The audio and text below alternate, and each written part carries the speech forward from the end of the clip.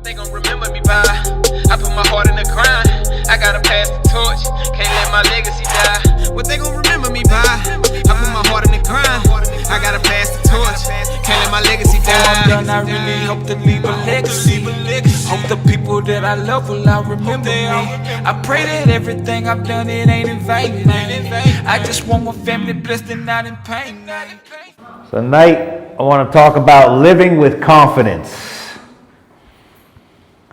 I think this is important because I think a lot of us didn't live with any type of confidence in our past life. I think sometimes we could be so accustomed to making mistakes or messing things up or just all the craziness that comes with it. And I think we need to talk about this because confidence is a must for being able to move forward in life. Definition of confidence is this: the feeling or belief that one can rely on someone or something or firm trust. Let's talk about that someone first. Thanks. A lot of times we like to rely on other people. Right? Maybe it could be a significant other or someone important in our life, a friend, relative, whatever it is. And see, the problem is when we get to relying on other people wholeheartedly, at some point we're all humans, and guess what? We're going to let each other down one way or the other. I might even have let some people down in this room in some way, shape, or form. I didn't mean to, right? You might do something that you may not have intended to be that way for me, but it let me down. And so what I want to talk to us tonight is about two things, right? First is, and foremost, right, since other people are going to let us down at some point, we got to trust in someone and something that's never going to let us down, and that's God. Right? We got to have a firm belief that God was there for us this whole entire time. He delivered us from this past life and this addiction, and He's going to continue to be for us every single day, no matter what happens, what trial or tribulation that we go through, and God's never going to let us down. He'll always be there in His perfect time and in His perfect way. And I also want to talk about, right, that confidence in ourselves a little bit, because I know that has been taken from us. But we're going to get into it, a little more here. But especially when sobriety teaches us that God, right, is doing for us what we cannot do for ourselves. We all know that to be true. Right? If it was up to us and we could have done it, we would have got sober 15, 10, 20 years ago, whatever it was, right? It didn't work out. But at some point, when that miracle happens and God does do that for us, right? He wants us to get back to the point where He's equipped us for something special. He has a plan for each person in this room, right? And He wants us to start to get a little confidence, right? That He is going to work through us and He's going to work for us, and that we're going to be able to do what He wants us to do while we're down here on this earth. Now, I want to put something out there. Confidence is not, right, walking into a room and letting everybody know I'm the man around here. I got my stuff together. Right? Oh yeah, I got everything going. I got full confidence in me. Right? Flexing on everybody. That's not the kind of confidence that we're talking about, having to let other people know. Right? No, real confidence doesn't have to say a word. Real confidence, right, is walking in to a room and knowing, man, I know that God created me. I know that He intends for me to do something amazing down here while I'm down on this earth, and I have full confidence in what God is going to do through me and for me, and therefore I'm going to live my life day by day knowing that. And confidence is also developed over time. Probably not going to happen overnight. Same thing for working a job, right? When we start a job and maybe it's a new trade that we just started to get into, right? Well, of course, that first time we're out there, that first job, we're going to be super nervous.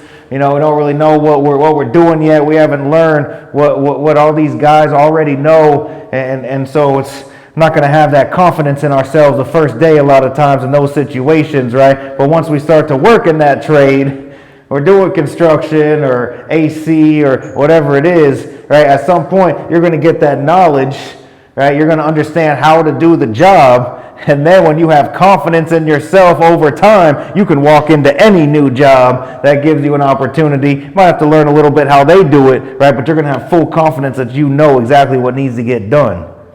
That gets built up over time. I want to talk about some things tonight that we all need to be on the lookout for, because I believe that these three things are confidence killers among many other things, but I think we need to focus on these three tonight. And the first confidence killer we're going to talk about is low self-image and low self-esteem. I think that that's important because, a lot of us, when we live that life out there, we could take it down to the point where we didn't even think anything of ourselves. I don't know about you, but sometimes I just felt that I was garbage. I was nothing. I didn't deserve a better life. All the things I'd done in the past and all the people I hurt and all the horrible things I had done, right? I just didn't even think anything of myself whatsoever. The problem with that is it's easy to think that we are not worth it, we are nothing, but what's going to translate in our head is going to be, well, I don't think that I can because I don't think that I am. And I don't think I can do this because I don't think that I'm worth anything and that I deserve to have a better life or that I can never accomplish anything. And so we need to watch this because this will stop our confidence with a quickness. Confidence is directly tied to how we view ourselves. The more confidence that we have in ourselves and what God can do through us and for us, the more we will have the willingness to do things differently and continue moving forward even when we feel like giving up. So I can promise you those feelings are going to come at some point. Right? At some point we're going to hit walls or situations or things that are going to want us to just, is this even worth it? I just feel like throwing in the towel and saying bump it and running back to what I've always known. And so the problem is when those feelings come, if we don't think much of ourselves, right, then we're not going to have the willingness to keep on fighting. We're not going to have the willingness to cry out to God and ask Him to help us or to reach out to someone. No, we're going to have that mentality like I suck at life and like I always mess it up, and so this is what I do, and so I'm going back to that. I want us to watch that because you got to see the opposite of this. If we know who we are and we know who God created us to be, and we know what God is going to do through us and for us, then we are going to have the willingness to do things differently when those thoughts start to come at us. Right? We're going to have the willingness to keep on fighting through whatever little trial or tribulation we're going through at this very moment right here because we know that there's something better up ahead. We're going to have the willingness to cry out to God, God, I know, right, that you brought me out of this life for something and you're not going to just drop me off now. You got something planned for me, Lord. I believe that. Help me through this moment. I need your help more than ever right here, right now. Right? We're going to have the willingness to reach out to other people and let them know where we're at and we're struggling and we're going through this right here, right now. We need some help. Right? By any righteous means necessary. I'm not giving up right now. Right? I know I'm better than this. I don't want to go back to that old life. And so I think enough of myself. I'm going to be willing to do some things differently when this moment's upon me. That first verse on there, Philippians 4:13 out of the New King James Version. I can do all things through Christ who strengthens me. I can do all things through Christ who strengthens me. I want you to repeat that with me. I can do all things through Christ who strengthens me.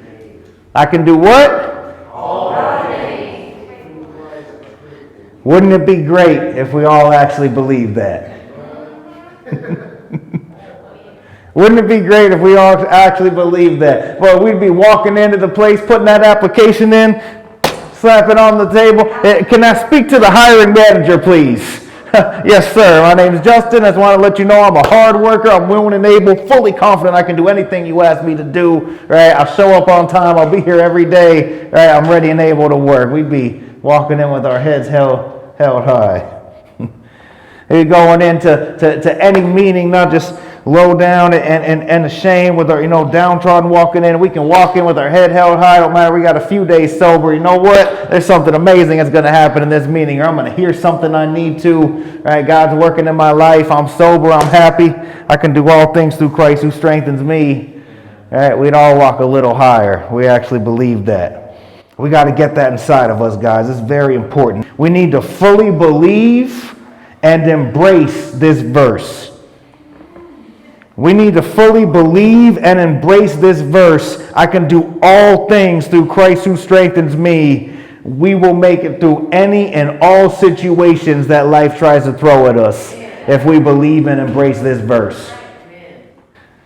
You might have to say it to yourself 5,000 times in the midst of a struggle that you're going through. Or I've been going through some things and I forgot to say it the past couple of days. I need to keep reminding myself I can do all things through Christ who strengthens me. This is just temporary. This is just a trial, right? I know something's better on the other side. I can do this. I can get through this because I got God on my side. You need to understand the context of this verse to understand its actual meaning.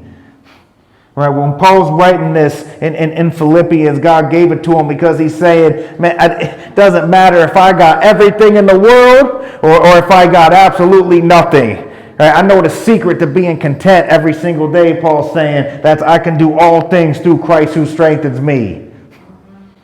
Look at this man's life. He was the number one preacher and expander of the church into the world at that time, doing amazing things for God out there. Right? He could be the man and have all his needs taken care of and be totally great. Right? Or he can be in a prison of dirtiness and sewage that we can't even comprehend, and chained up and beaten and shipwrecks and all kinds of things. Either way, right, he's good. Because he knows I can do all things through Christ who strengthens me. I'm going to get through this. Doesn't matter what it looks like right here, right now.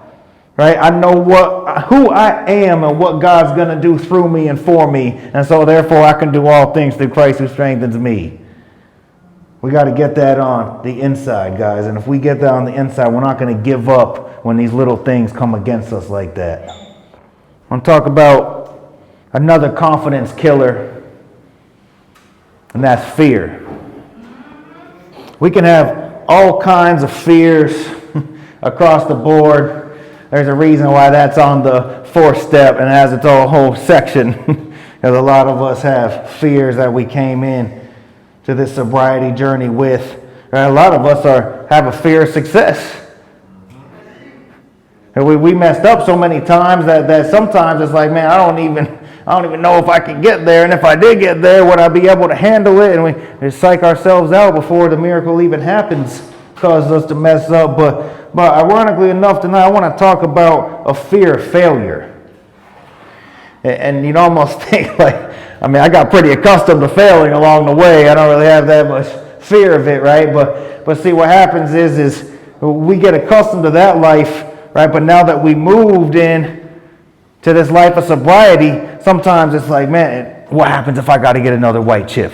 Can I even face that fact and get up in front of everyone and do that? What happens if I take a step out and try to get a better job? What happens if it doesn't work out? Right? What happens if I try to get my kids back and they don't want me and I mess that relationship up? We can go on and on.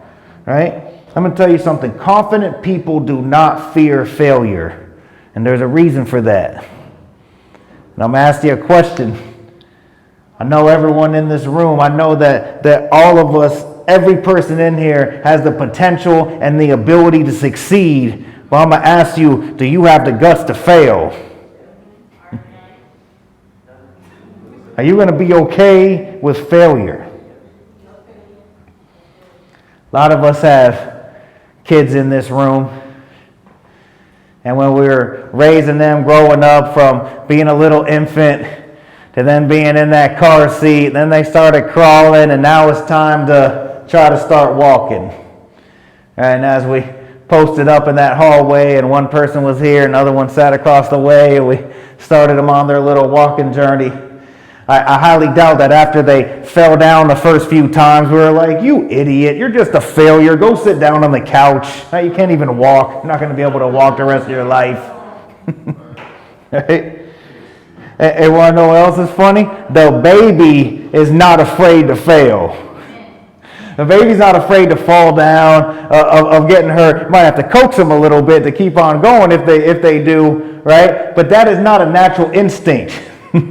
Right? The baby might fail, fall down over and over again, but it's going to keep getting back up. It's going to keep trying to walk forward. See, the baby wasn't born with the fear of failure, and neither were we. That's all taught to us by our society. Make us think that we have to do everything right, we have to do everything perfect. As if we don't, then we look like we can't handle life. Look at that verse on there, 2 Timothy 1:7 out of the New King James Version. For God has not given us a spirit of fear, but of power and of love and of a sound mind. Now, God gave us instincts, of course. There's nothing wrong with a little bit of healthy fear. For instance, when we get to the edge of a cliff, most of us are going to have a fear that if we take another step, it's going to be the end. Or if we're in this jungle and all of a sudden a lion comes at us, we're not going to go over there and start petting it, right? We're going to get that fear and get up out of there. God gave us a little bit of that so that we could protect ourselves and survive on this earth, right? But God did not make us be afraid of everything. The news does that when you watch it 3-4 hours a day. Right? That's all instilled in us, guys. It's like sometimes we think, I don't know, maybe you thought the same way as me. I was taught, man, you got to make it happen, right? No matter what, just pick yourself back up and keep on going. It's got to be you. You got to do everything perfect. Right? You make one mistake, it's not good enough. Number 3 on the sheet, guys. Confident people aren't worried about doing everything perfectly, and they aren't afraid to fail. When we realize that failures actually teach us the things we need to learn in order to succeed, we no longer fear them.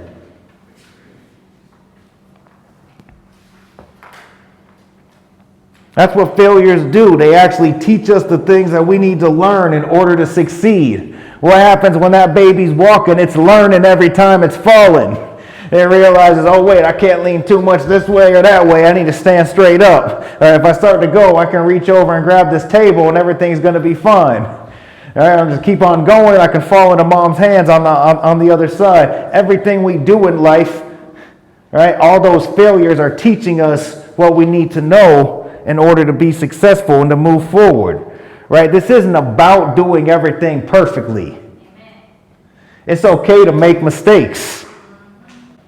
It's okay to mess things up. The most important thing is that we realize that we made a mistake and we go back over it and say, man, what can I take from this? This must be trying to teach me something. Oh, okay, I see where it started to go wrong here. Man, when this situation comes up again, I'm going to remember that next time. I'm going to try to do something differently in that moment.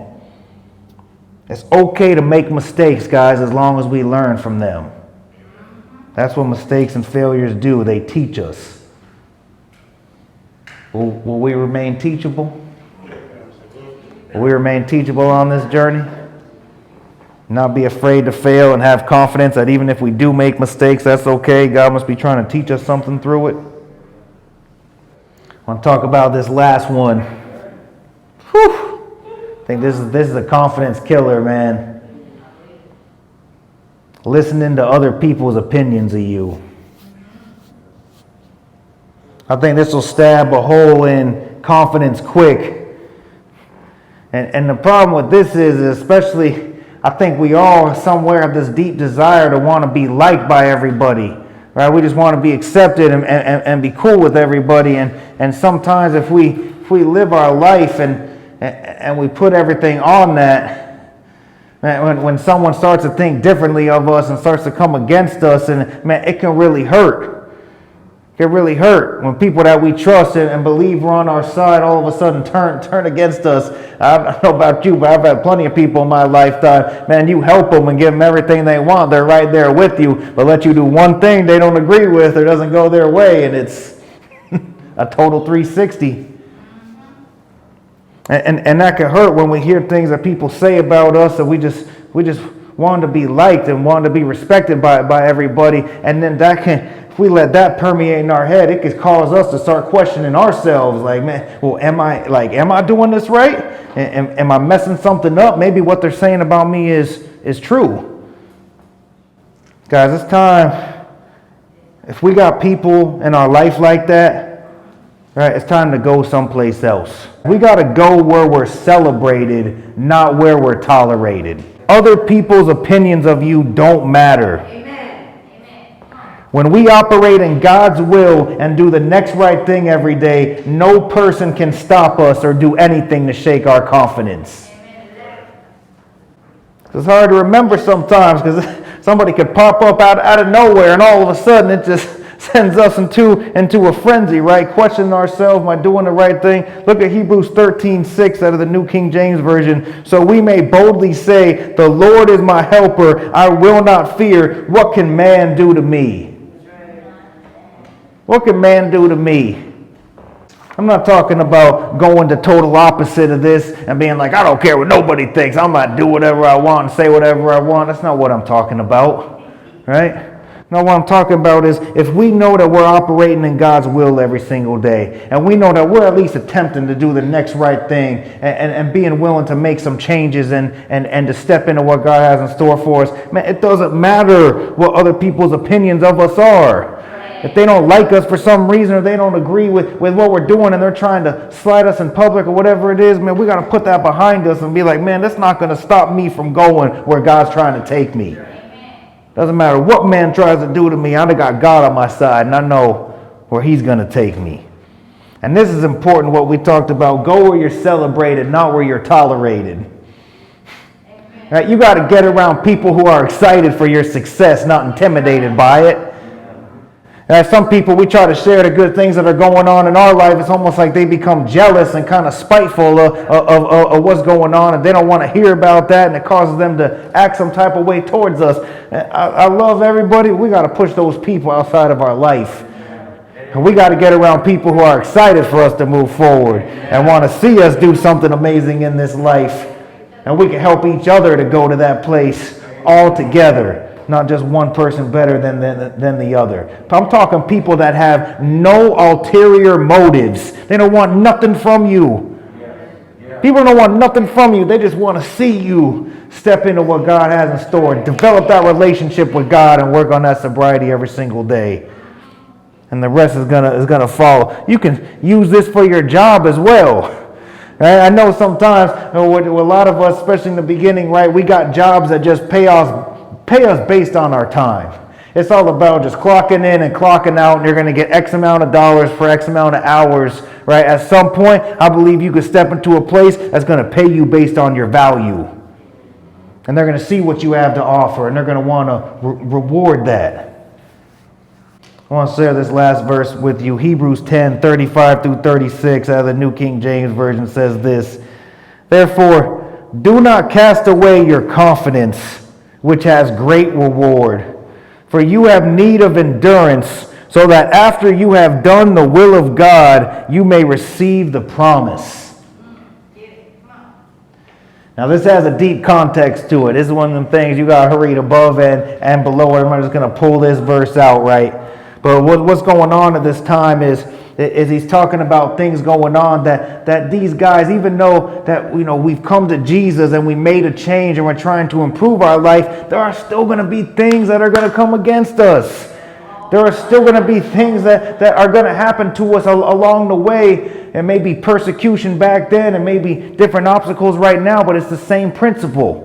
And so what he's trying to say in this verse is, man, you got to believe that even though these things are going to come against us, right, God's got something better planned for us, both here and for eternity. This is just temporary, right? It's not going to last. And so what he's saying is that therefore don't throw away your confidence in this. You know God has something planned for you here and for the future, right? You're going to have need of endurance so that after you have done the will of God, you're going to receive the promise.